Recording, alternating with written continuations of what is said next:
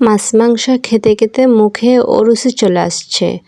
একটু ভর্তা হলে খুব মন্দ হয় না।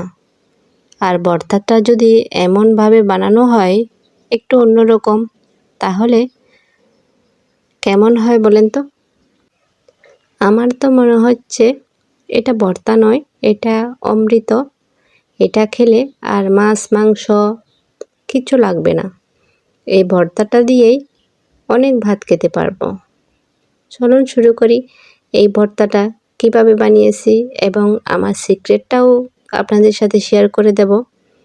এটা বানানোর জন্য আমি 1 আঁটি কলমি শাক নিয়েছি। 1 আঁটির চাইতে হাফ নিয়েছি, 1 আঁটি হলে বেশি হয়ে যাবে। হাফ নিয়েছি।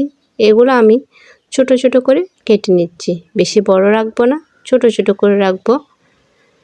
আমরা যেরকম শাক ভাজি করি ওরকম করে ছোট ছোট করে এগুলা কেটে নিচ্ছি। কলমি শাক বেশ পুষ্টিকর একটি শাক। এর কয়েকটি উপকারিতা আছে। হজমে সাহায্য করে, এতে আঁশ থাকে, তাই কোষ্ঠকাঠিন্য কমাতে সহায়ক। হৃদস্বাস্থ্যের জন্য ভালো। এতে পটাশিয়াম সহ বিভিন্ন পুষ্টির উপাদান আছে। চোখের জন্য উপকারী। ভিটামিন এ ও ক্যারোটিনয়েড থাকে। শরীরের জন্য প্রয়োজনীয় পুষ্টি দেয়। এতে ভিটামিন ও খনিজ থাকে। শরীরের সতেজ রাখতে সাহায্য করে। কলমি শাকের পানির পরিমাণও ভালো। ওজন নিয়ন্ত্রণ করতে সাহায্য করে। এতে আঁশ বেশি। আমি এই কলমি শাক একটা পাত্রে রসুন, কাঁচামরিচ এবং শাক সবগুলা দিয়ে একটু ভাপিয়ে নিয়েছি। বেশি সিদ্ধ করি নাই, একটু ভাপিয়ে নিয়েছি।